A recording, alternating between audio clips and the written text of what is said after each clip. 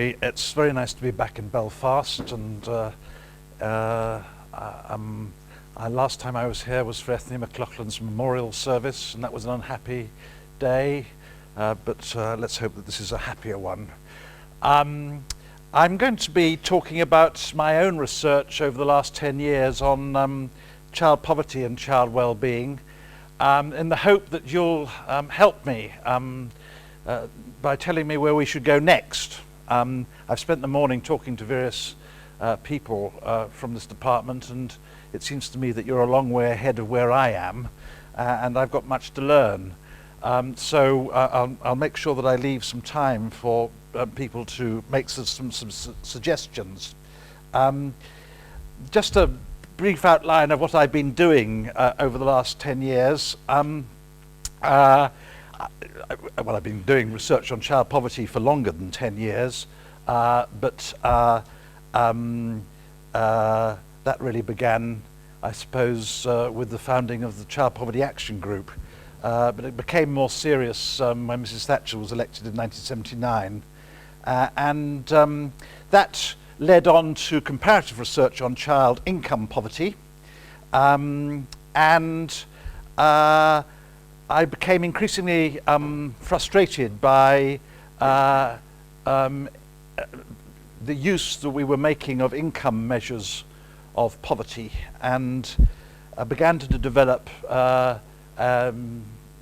different ways of trying to represent child poverty other than by just looking at income, and did work on overlapping measures.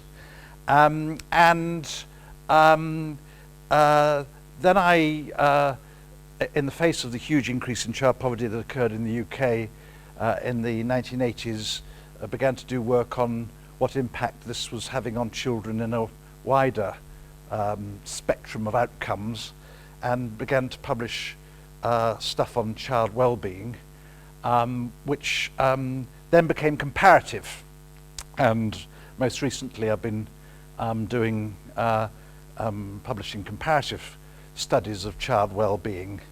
And frankly, Northern Ireland hasn't been particularly salient in this work for some of the reasons that I've been discussing with the ARK people this morning.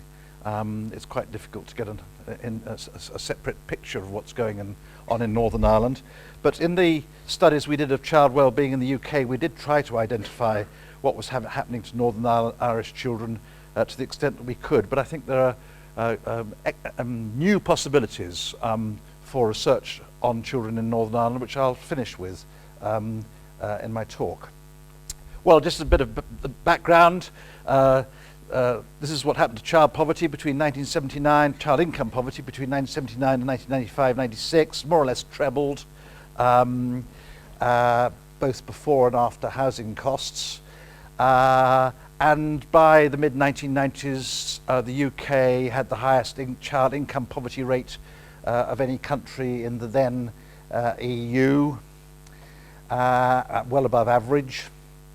And then New Labour came to power and did nothing for 2 years, between 1997 and 1999. But in 1999, the Prime Minister made this pledge that they were going to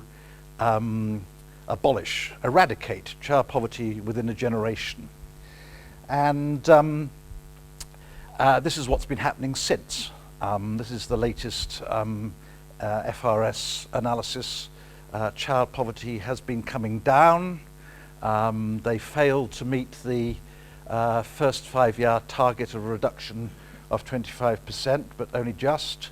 And in the last year, child poverty actually went up, for which we got data, and we're waiting for the latest HBI figures, which are coming out at the beginning of May, to see what's been happening since then.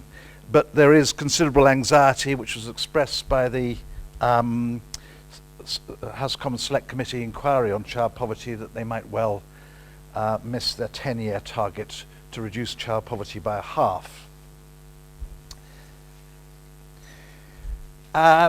So that's sort of the UK picture, which you'll be very familiar with. I'm now shifting to a comparative picture of child income poverty.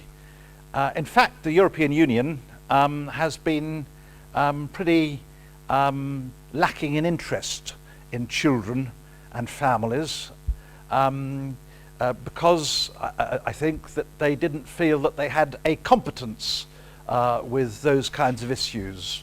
However, following the Lisbon Summit and the introduction of social inclusion as a target for the European Union, the child and the family were able to come in, and there's now much more attention being paid to children.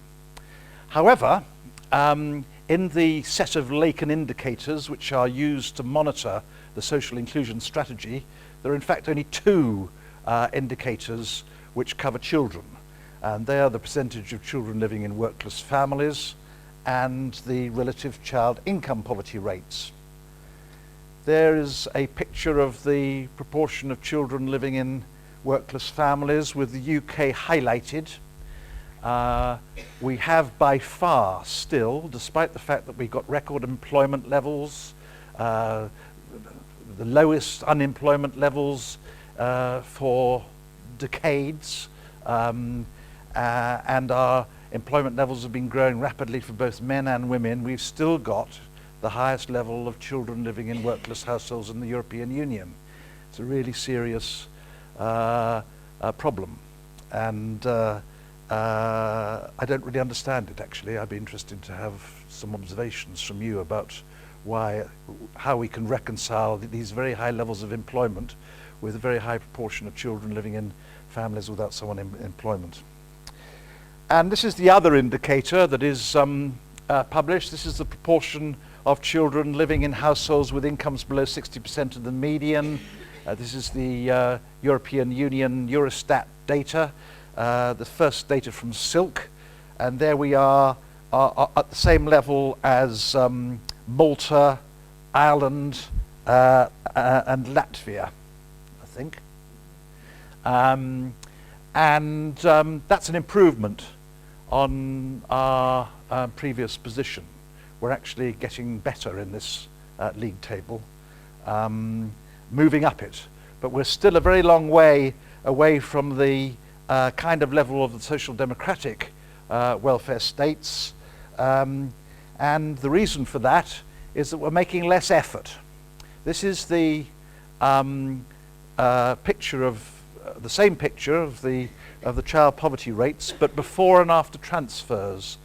This is the light blue lines are before transfers are taken into account. It's the sort of market child poverty rates that you would get if there was no welfare state, and then the puce lines are after the impact of transfers. And you'll see that well, the UK reduces its pre-transfer child poverty rates by about 40%.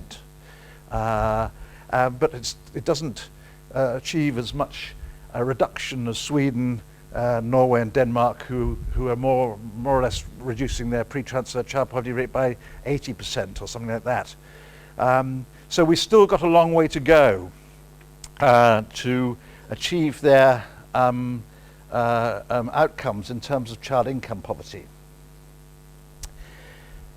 Now, I said earlier that I've become very critical of income-based measures of child poverty, and I'm just going to say a bit about why.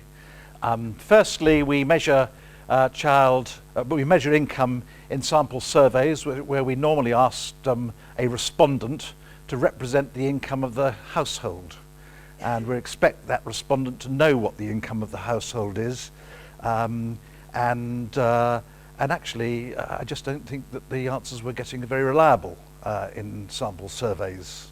But anyway, income is not a very good measure of command over resources. It ignores the savings, borrowing, and domestic consumption, which is quite important in some countries in the European Union. And there are other measures, expenditure, which is a better measure of command over resources, but we seem to have given up using expenditure in poverty studies.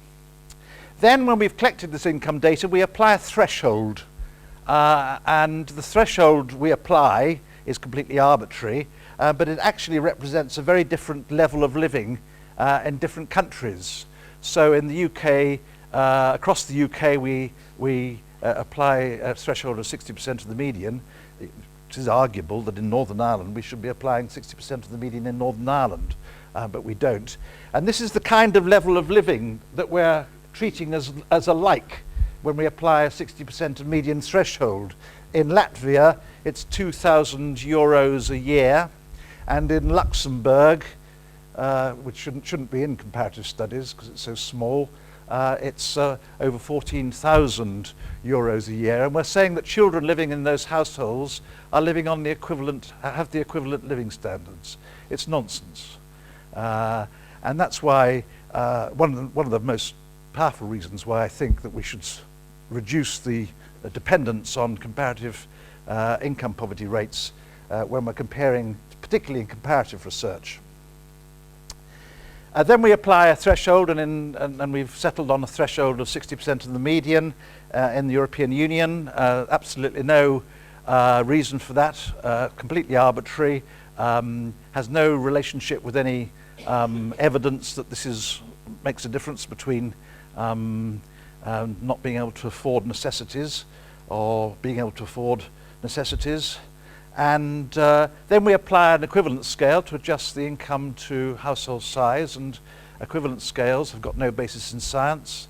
They're just made up by a group of economists who come together at the OECD and sit around a table and barter about their own equivalence scales that they use in their national environments, and they come up with a sort of mishmash.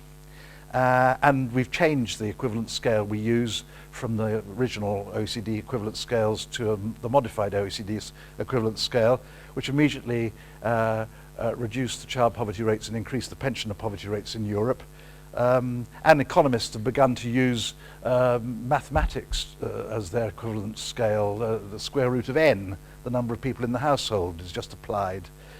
And then we publish poverty rates, and hardly ever publish poverty gaps, which may be more important. That is how far people are below a poverty threshold.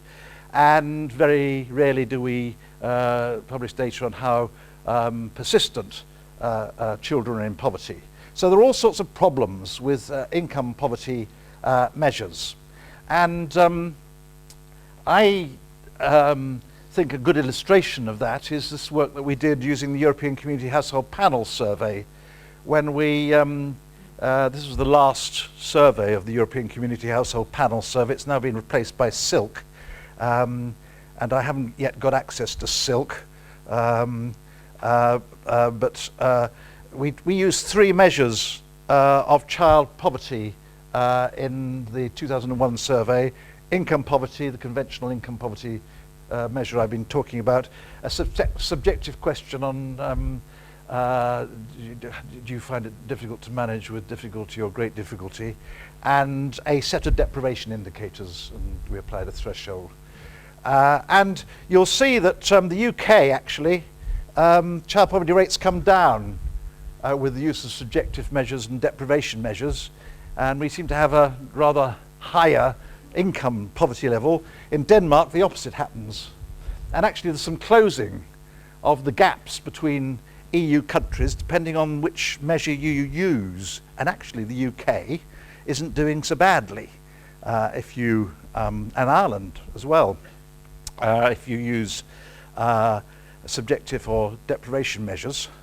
So it just illustrates that well, it illustrates 2 things. One is that we can't just rely on income poverty, and secondly that we should be trying to use more than one measure at the same time. And that's what we've done in developing measures, overlapping measures of poverty. This work, of course, was pioneered originally in Ireland by Brian Nolan and his colleagues, using a combination of income and deprivation measures. We've now copied it in Britain in the Family Resources Survey. There's a new deprivation measure been added for the last 2 years. And the European Union in the Survey of Income and Living Conditions is now collecting deprivation indicators and is going to be collecting a great deal more from 2009. And I've been using overlapping measures in analysis of the Millennium Cohort Survey, in work on the British Household Panel Survey, in a survey of social attitudes in South Africa, and in studies I've done for UNICEF in Bulgaria and Georgia. And the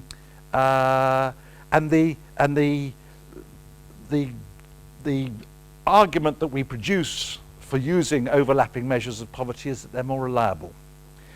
I think also the people that you identify as poor using overlapping measures are more likely to be very poor, or really poor, or core poor. The language changes from one study to another, but certainly more reliable.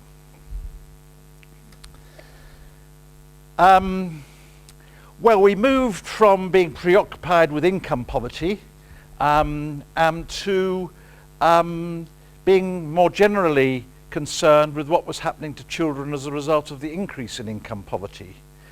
And as a result of the SRC 5 to 16 program, we did a book which reviewed the evidence on what had been happening to children in Britain as a result of the increase in child poverty, and that was published by the Family Policy Studies Centre in 2001. And then when we published that book, we said that we thought that the British government should be monitoring the well-being of children routinely, and we suggested to the Office of National Statistics that they should take on this job and produce a report on the status of British children or UK children on a regular basis. But they said over our dead bodies. And so Save the Children approached us and said, well, you do it. And so we did. We did 2 studies for them, one in 2002 and more recently in 2005, which were both published as books. And for those of you who haven't seen them, there was a special effort in those to make comparisons between children in different parts of the UK. And so Northern Ireland is highlighted in those reports. And we didn't do a lot of thinking, frankly, about how to conceptualize child well-being, and we dealt with it as in chapters under different headings. And these are the headings that this is the material we covered, and in each case we tried to compare Northern Ireland with the other parts of the United Kingdom. And subsequently, the government, British government, produced the Every Child Matters Outcomes framework, which produced this kind of conceptualization of child well-being that you'll be familiar with: economic well-being, being healthy, staying safe, enjoying and achieving, making a positive contribution. And I think an equivalent framework was produced in Northern Ireland. Perhaps slightly different. It's an additional outcome which is to do with rights. Right. My criticism of this framework is that it's very input oriented. It wasn't focused on outcomes, and actually the government never operationalized it. I don't know if you go to the website, you see this fantastic matrix with the outcomes, and then below the outcomes are indicators, and below the indicators are statistics that are supposed to measure it, but they were never populated with data, and in fact can't be, because the data doesn't exist. We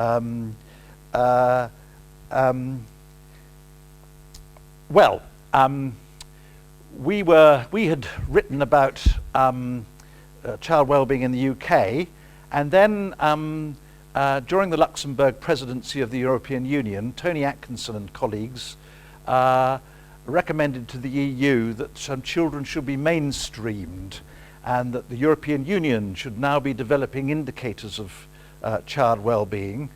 But Eurostat, whose task it was probably going to be to develop these indicators, were extremely reluctant and cautious, and indeed suggested that only one indicator needed to be added to the Lacan indicators, and that was one covering educational attainment. So when the UK became president of the European Union, we volunteered. When I say we, my colleague Dominic Richardson and Petra Holscher, who at that time was at Stirling but who's now at UNICEF, volunteered to show what could be done with existing data sources. And so we developed a index of child well-being in the European Union, which eventually got published in the Journal of Social Indicators Research, and I put the reference up there. And we've subsequently produced one for OECD countries for UNICEF, which was published last year. And we've just finished one for the CIS countries. These are the former Soviet bloc countries, which has been published in June. And we thought a bit harder about how to conceptualize well-being for this work. We followed previous work by Asher Ben-Aria and others, which had identified, had argued that child well-being was a multidimensional state. You couldn't assess the circumstances of children by just looking at their education or their health or their relationships with their friends and family. You needed to take account of lots of different dimensions. We had regard to the UN Charter on the Rights of the Child, though actually that is also quite difficult to operationalize in terms of indicators. And we took an ideological position. We wanted the child to be the unit of analysis, not the family. We wanted to listen especially to what children said about their lives and what they felt. We thought we took the view that child well-being was more important than well-becoming. Too many of the indicators in the that the government uses are to do with whether children look as if they're going to be good adults. We were more interested in whether they were having a good childhood. And we were interested in outcomes as far as possible rather than inputs, so we didn't try and measure services, but what the services were achieving, and we wanted to use direct measures as far as possible rather than indirect measures. And we had two sources of data, surveys, and there is extraordinarily quite a lot of survey data, comparative survey data on children out there, particularly the Health Behaviour of School Children survey, which I'm told, though I thought this wasn't the case, takes place in Northern Ireland as well. The PISA survey, which certainly it takes place in Northern Ireland. CivEd, I'm not sure about that. I don't know whether or not Northern Ireland is a separately identifiable country in CivEd. The European School Survey on Alcohol and Drugs, and the European Quality of Life Survey, which is run out of Dublin. And all those surveys cover quite a lot of countries and ask a lot of questions which are well-being indicators. And in addition to that, we drew on data series, mortality data from WHO, indicators collected by the World Bank, OECD, Eurostat, and so on. And each of our indices was structured, we selected from these sources a load of indicators, 51 in the case of the EU version of the index. We organized those into components, collected them together into components with names, and then we summarized the components into domains. And the domains in the EU version of the index were material situation, housing and environment, health, subjective well-being, education, children's relationships, civic participation, and risk and safety. And they're slightly different from the other indices because there wasn't data for all those domains from the other sources. And this is a summary of the results of the EU index. Sorry, this is quite difficult for you to see at the back, but we've divided the countries into three groups according to top third, middle third, bottom third, color-coded, according to their overall rank.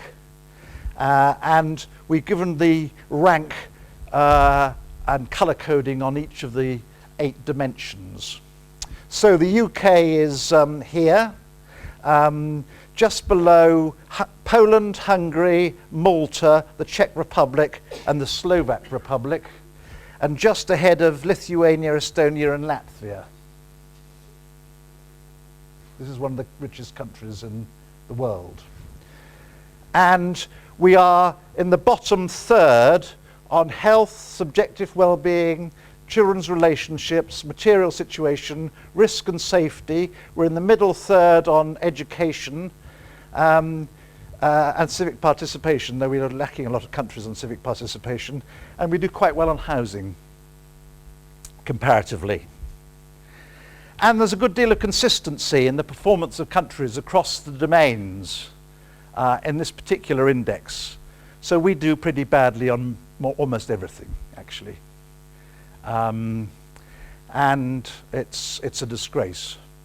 When this index was published, it was greeted with complete silence. No one took any notice of it at all. UNICEF asked us to do one for the OECD countries. And this is the summary of the OECD country UNICEF report card 7. And there's the United Kingdom, the bottom of all countries in the OECD on child well-being, bottom on material situation, not doing too badly on health, thanks almost entirely to our very low child accidental death rates, which may be the result of children being imprisoned in their own houses and not being allowed to go out and get knocked down by middle-class mothers driving their children to school in their Chelsea tractors. And low on all the other, bottom third on all the other domains. And when this was published, there was an outcry illustrated by this cartoon.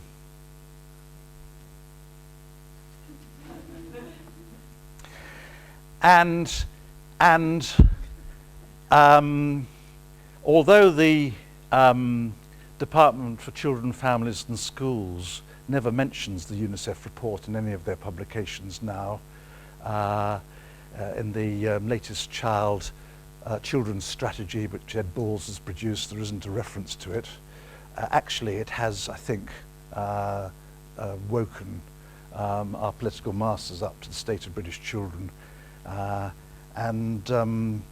Things are happening, I think, as a result.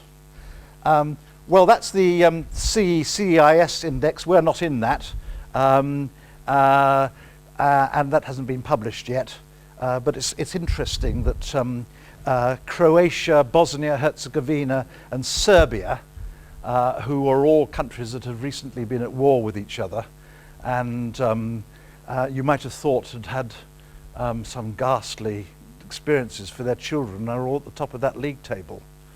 And there's some quite interesting patterns in that index. The places like Belarus are still doing very well on education and health and the kind of formal structural outcomes, but much less well on the behavioral outcomes and indeed the subjective well-being outcomes.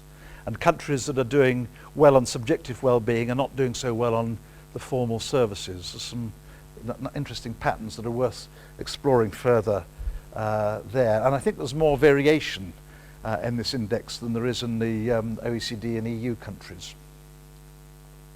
Well, I said earlier that we got into this work partly because of a dissatisfaction with income poverty measures, but here is the correlation between overall child well-being and income poverty in the European Union countries, and it's not bad, 0.55. It doesn't explain all the variation in countries' well-being performance, but income poverty still has some authority.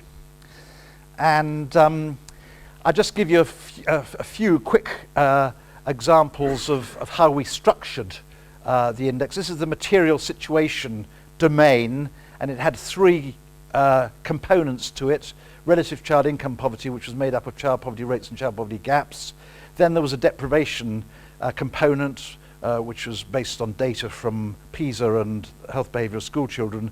And then there was worklessness. And we combined all those to produce a material situation domain, and here is the correlation between the material situation domain and overall well-being. It's closer than income is by itself, which shows that if you take account of deprivation, you get a better picture of a country's performance than if you just use income poverty.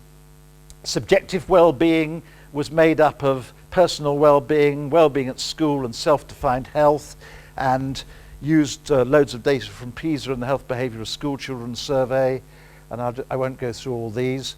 When we published these results, the Daily Mail said it was all down to family breakdown, and it was parents' fault.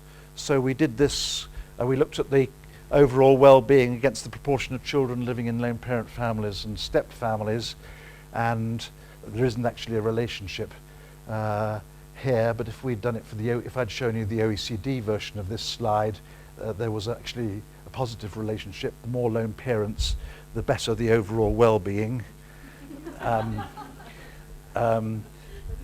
Sorry, the serious point is that just because a country has lots of lone parent families doesn't mean that children necessarily have to suffer poor well-being, and there are loads of countries that cope with family change, and we don't do. We in the United States of America uniquely fail to cope with family change. Health, I won't go into. Risk and safety, I won't go into. Education, I won't go into. Well, the EU were threatening to use educational attainment as a measure of well-being. This is the relationship between educational attainment, PISA data, and well-being, and there isn't one. No correlation at all. Educational attainment is a measure of well-becoming, possibly, but not well-being. Civic participation, housing, the environment. And then we sought to see whether we could, we started with 51 indicators. We played around to see whether we could reduce the number of measures that were, and get the same results, really. And I'll just whisk through these because I'm running out of time. The domains that explain most of the variation in overall well-being were subjective well-being and risk and safety. They had the highest correlations with overall well-being, and interestingly, health had the lowest relationship with overall child well-being. And then we looked at single indicators to see which had the best relationship with overall well-being, and this list emerged with some quite high correlations. And the top of that table is teenage fertility, and that's the relationship between overall national child well-being and their teenage fertility rate. That's an extraordinarily close relationship, 0.88 correlation coefficient. And it's kind of iconic. It indicates that those countries that protect their young women from getting pregnant early have higher overall child well-being, and countries with higher overall child well-being, their young women don't bother to get pregnant earlier, which means that we might, I mean, I don't want to emphasize the cause and effect here, but overemphasize it, but it means that if we've got a teenage pregnancy strategy, it may be that we're going to have to do something a bit more fundamental about child well-being before we get much outcome from interventions to reduce teenage pregnancy. I don't think I've got time to do that.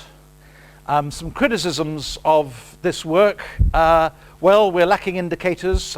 We started out with a grandiose conceptualization of well-being, but actually the whole process was data-driven, and some very important parts of what would be child well-being are missing. We don't have anything on crime.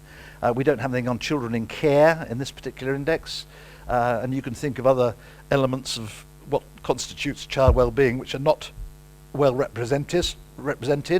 Some countries have got missing data, so we had to leave them out of some of the index, and that's the reason why the United States of America is not at the bottom of the OECD index, but we are. They don't collect information on children's sexual behaviour. In the Health Behaviour of School Children survey, although it's in the questionnaire, they cut those questions out.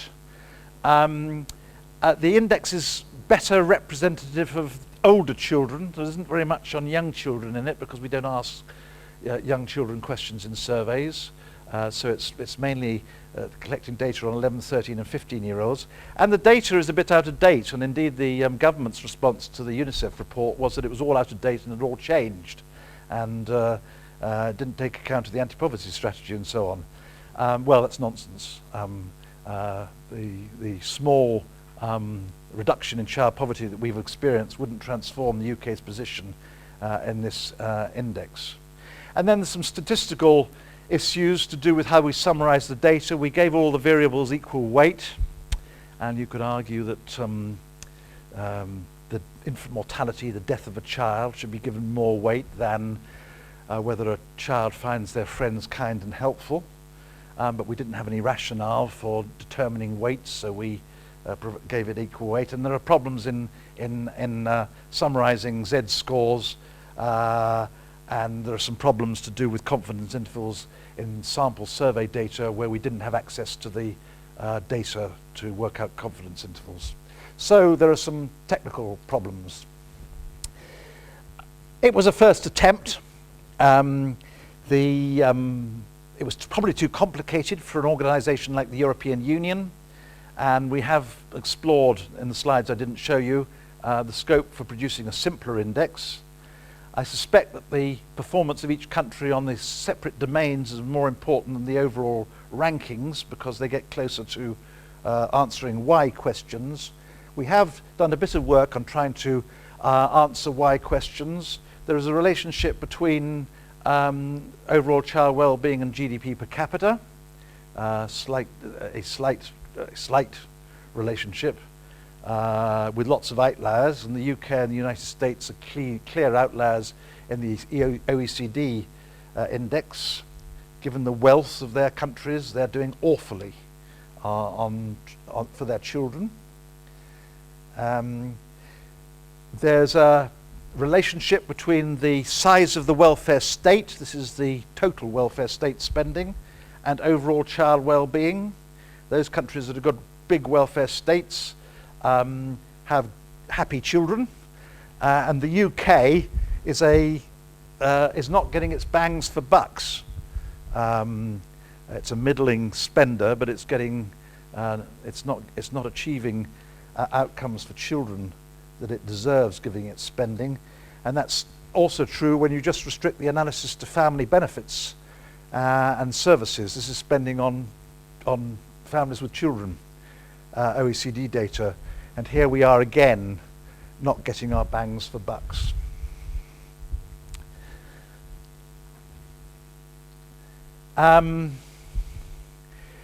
We've extended this work to small area level in a new project we've been doing with Oxford, in which we've taken the same kind of domains and collected administrative data at lower level super output area level. That's population groups of about 1,500, and we've produced a well-being index for England, I'm afraid, not anywhere else. And this is the this is the York results for child well-being at a lower level super output area, and this data can be used by local authorities to compare themselves. This is the development of the index of deprivation work, but focused on children, and it can be done in Northern Ireland, because all this data all the data that we used will be available in Northern Ireland. Next, we're going to be doing a big sample survey of child well-being in England, not the UK, for the Good Childhood Inquiry, which the Children's Society has got in progress, and it's going to be a study of 15,000 children aged 10, 12 and 14 at schools, focusing entirely on subjective well-being, what they think about their lives and their relationships themselves. And we hope to use this, to repeat this every 2 years, so that it becomes the vehicle for monitoring what's happening to child well-being. And I understand that you're doing very similar things in Northern Ireland. The EU is now heavily engaged in well-being child well-being. Mary had to write a report last year on child well-being in Ireland, and I had to do one on the UK. It was a priority of the Portuguese presidency, and the Social Protection Committee of the Social Indicators subcommittee of the whatever it is in the EU are now launching a new set of questions in Eurosilk from 2009 onwards on children and their well-being. So they've kind of moved a lot recently. Finally, some questions for you in Northern Ireland, and I wrote these before I'd had my conversation with ARK people today, so apologies to you.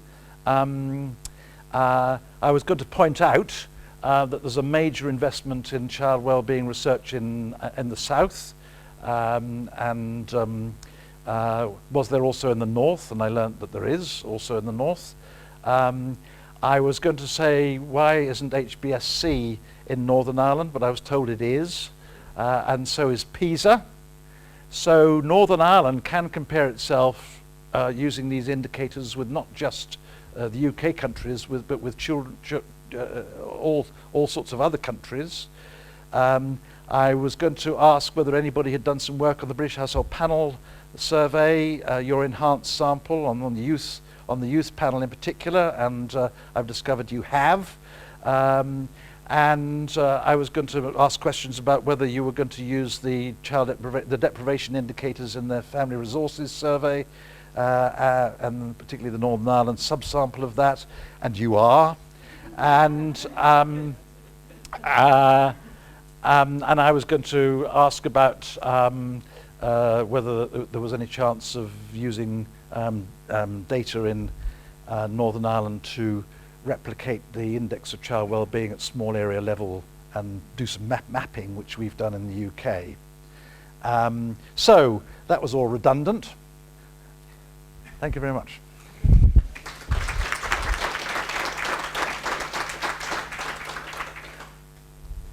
you very much, Johnathan. I think it's working now. I'd like to open the discussion. Yeah, I think there's a problem with the mic. Right. It's now working, I think. The red light keeps going on and off, so even though I'm not moving the thing. I should just say ARK is recording this, and so that's why I was just about to say, when you're asking your question, could you use the mic?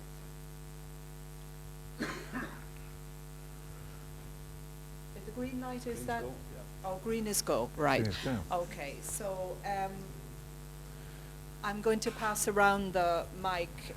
Are there questions? Or comments. Or comments? Oh, come on. Right, can I ask two really?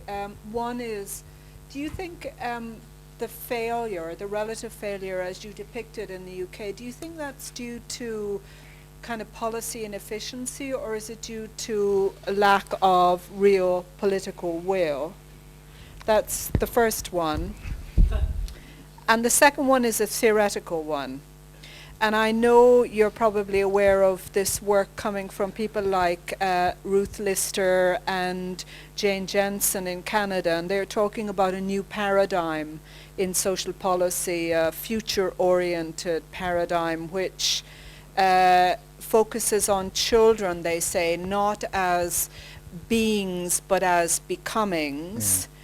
And also, you know, they talk about the investment in children for the future rather than the present. And I'm worried a bit about that, because I wonder what the counterfactual to that is, and whether, in fact, I'm worried about, A, that the changes have been significant enough to represent a change of paradigm, and B, I'm just worried about this representation of this kind of dichotomy between children in the present and children in the future, and how you would actually conceptualize that for policy purposes. Because it seems to me that all policy in the past and now works to this kind of twofold conception of children. So I have theoretical problems with that, or problems with that theoretical base. Well, when the UNICEF report was published, we were of course asked, why is Britain doing so badly? And believe it or not, I hadn't prepared in my mind an answer. And I'm not sure I've got a very satisfactory answer now. I mean, what we said was that it was Mrs. Thatcher's fault.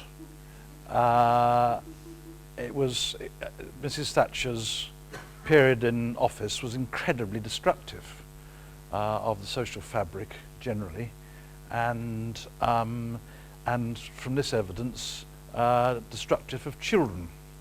And we shouldn't forget it, actually. We should never let it happen again. And I think underlying what's happened, what the children's status now is the huge increase in child poverty and inequality that we experienced during that period, and the lack of the lack of investment in children's services and children's benefits and support for families with children, and a kind of dog-eat-dog culture developed, which spread to children, I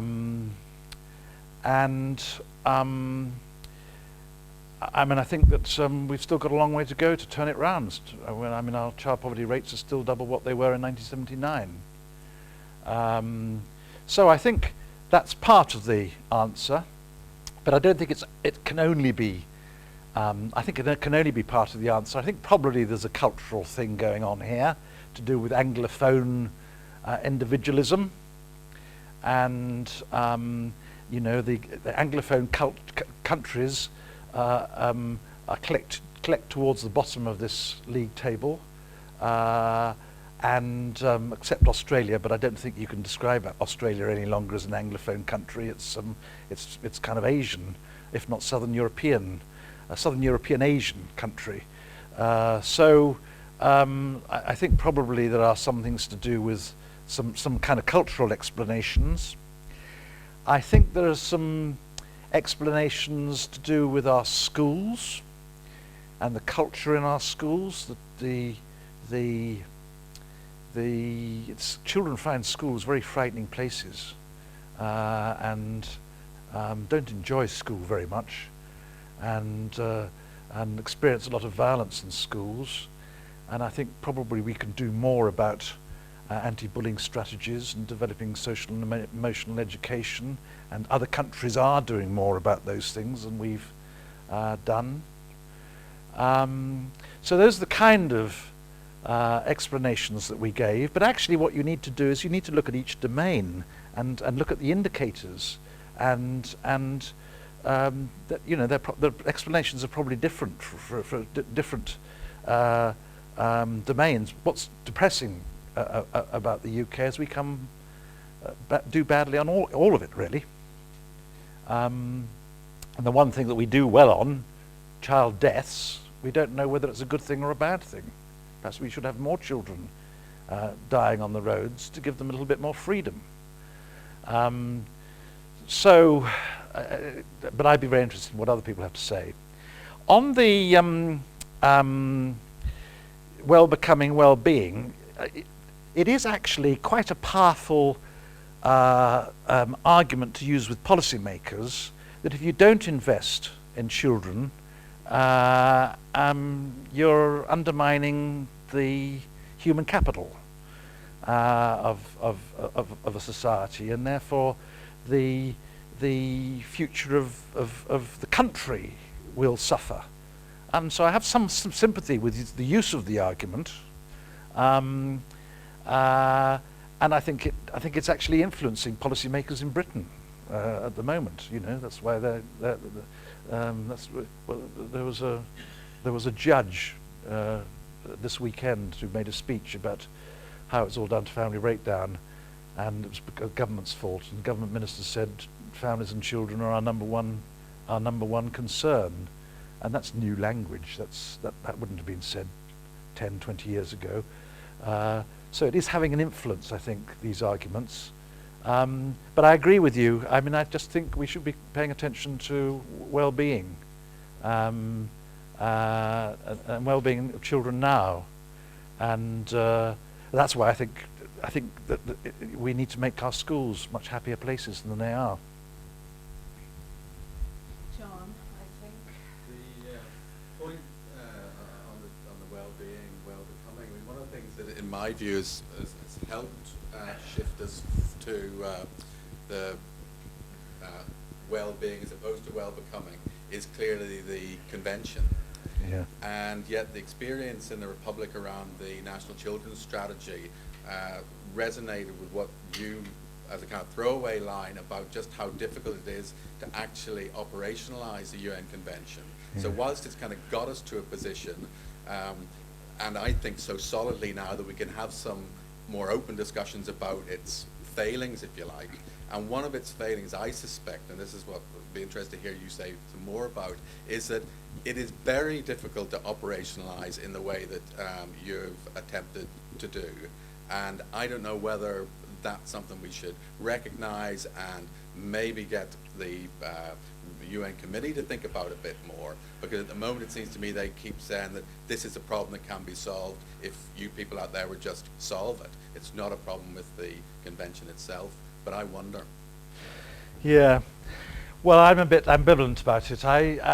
We did try and think about whether we could take the CRC as the conceptual framework, but it's not specific enough, so we didn't. We just collected indicators. There's in fact a new project funded by the EU on developing child's rights indicators. Collaboration between the University of Liverpool Law Department and the Vienna Centre, the European Centre in Vienna, which is trying to develop and they've got a public discussion on the web that you can join in on this. And one of the dangers of their work is that they'll end up with a list of indicators, covering child protection, child health, child poverty, and there won't be any. It would be impossible to populate the list that they've produced. We started from the other end, frankly. We found out what there was and then classified it into some kind of framework. To be honest. Though we were looking for certain kinds of indicators and failed to find some important ones to do with child protection. And I think that you could take the CRC and develop a great list and end up with there was a very remarkable there was a European project run by a group of paediatricians a few years ago that did this on child health. They produced a great list of child health indicators. It cost millions of pounds for them to meet in smart hotels and draw up the list of indicators, and never put in any data to the list. So I think there's a danger it's a waste of time.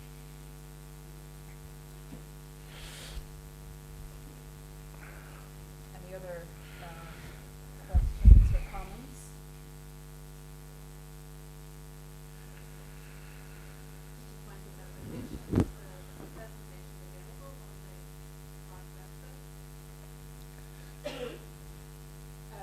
I'd certainly be asking Johnathan to make it available. We try as far as possible. Agreed.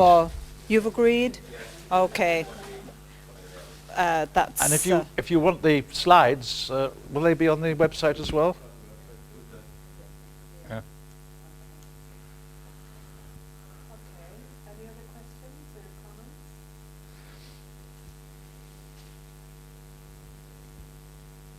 Derek.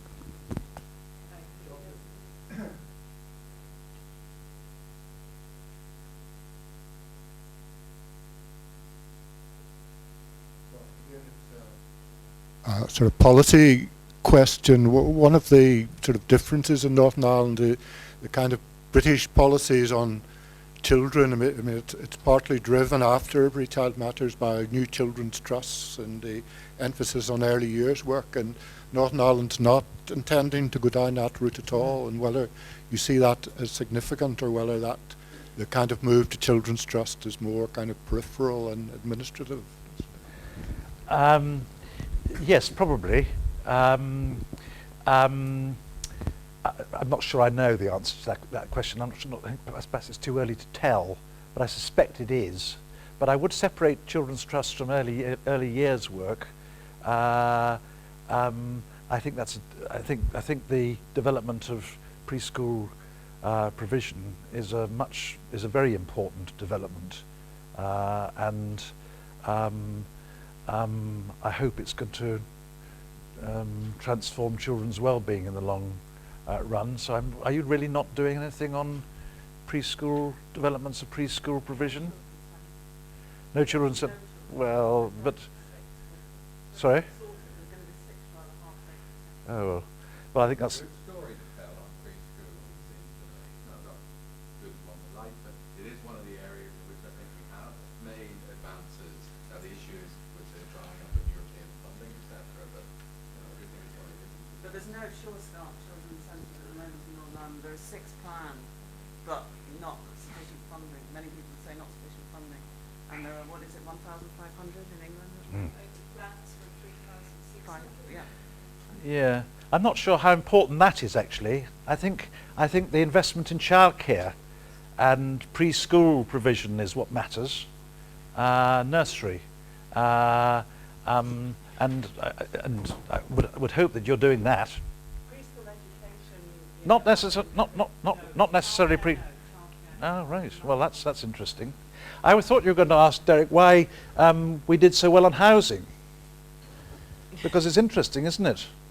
I think that there is one good story coming out of this analysis, and that is that our public housing is good quality and good space standards, tends to have gardens, and is actually mitigating some of the consequences of other things going on. Could I just start? Yeah, it's just information. I'm currently working with the Department of Education at the moment in the development of a 0 to 6 early years strategy for Northern Ireland, which is going to look at some of these issues, and the actual focus and centre of the strategy is going to be children's development and well-being. Good. And we will be looking at preschool and other services for the 0 to 6-year-olds, and it will be out for public consultation before the end of the year. So you're not introducing a preschool curriculum? We actually have a preschool curricular guidance. It's not an actual curriculum, but it's preschool curricular guidance. But we're not intending to go down the road of England with the early years foundation profiles. Good.